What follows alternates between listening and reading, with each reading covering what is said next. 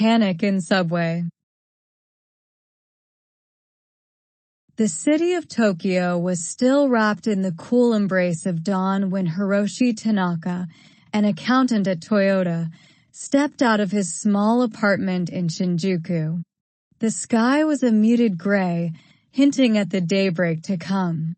As he descended the steps of his building, the city was just beginning to stir. Street vendors were setting up their stalls, and the first trains of the morning rumbled on the tracks above. Hiroshi checked his watch, 6:45 a.m. He was early, as usual. His meticulous nature demanded it. His daily routine was a comforting ritual. Wake up at 5:30, a quick shower, breakfast consisting of miso soup and rice, then a brisk walk to the subway station. His job as an accountant at the Toyota headquarters was demanding, but he found solace in the numbers, an orderly world that made sense, unlike the chaos that sometimes lurked outside his office. The train platform was sparsely populated at this hour, the hum of the electric signs announcing the arrival of the next train.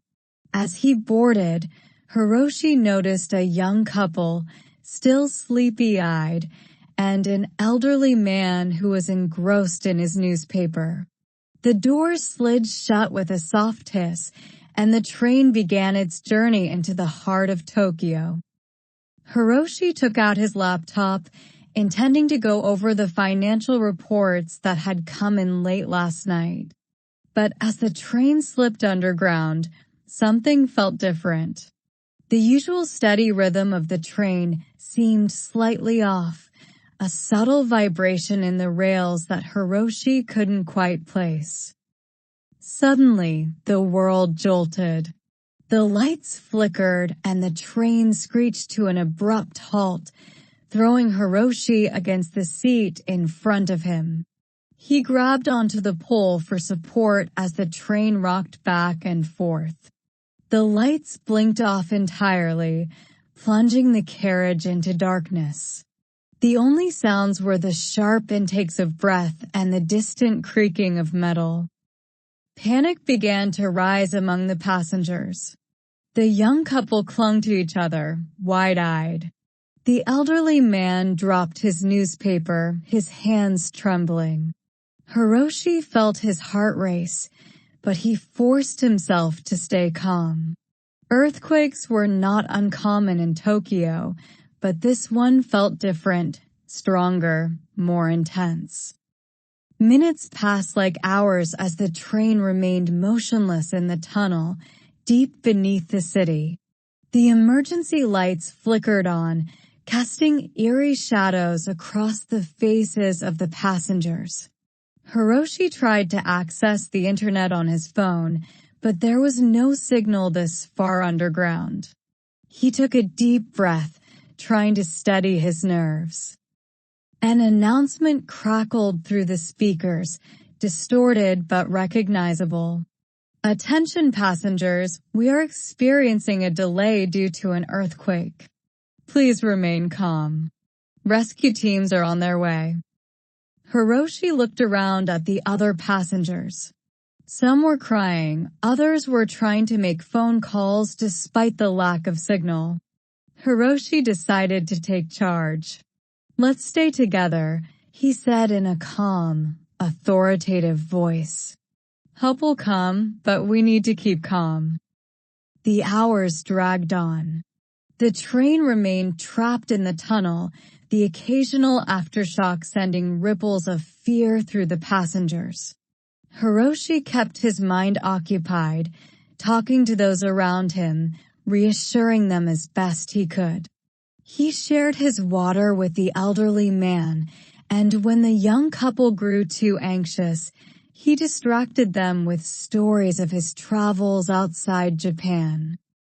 As the day wore on, the temperature in the carriage began to rise. The air grew stale, and the oppressive weight of the underground tunnel began to press on everyone's spirits.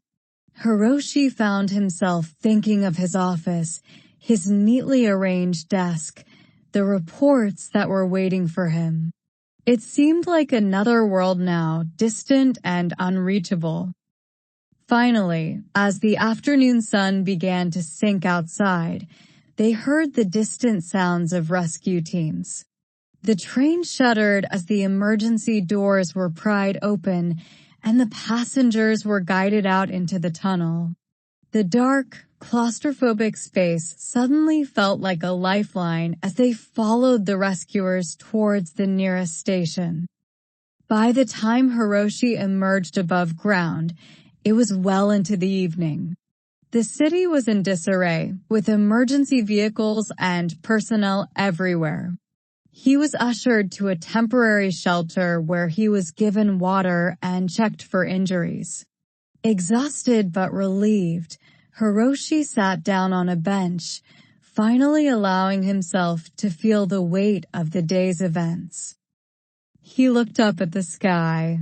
The stars were beginning to peek through the twilight, and the city that never sleeps was slowly coming back to life. It was nearing midnight when Hiroshi finally made his way back to his apartment.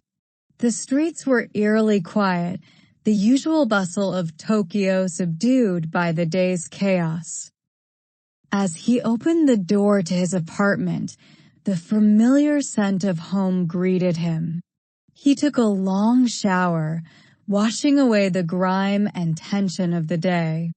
As he lay down in bed, Hiroshi felt an overwhelming sense of gratitude.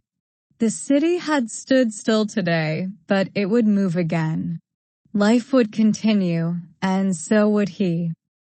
The clock on his nightstand ticked past midnight as Hiroshi closed his eyes, letting sleep finally take him. The day was over, but the memory of it would stay with him, a reminder of the fragility of life and the strength that lies within.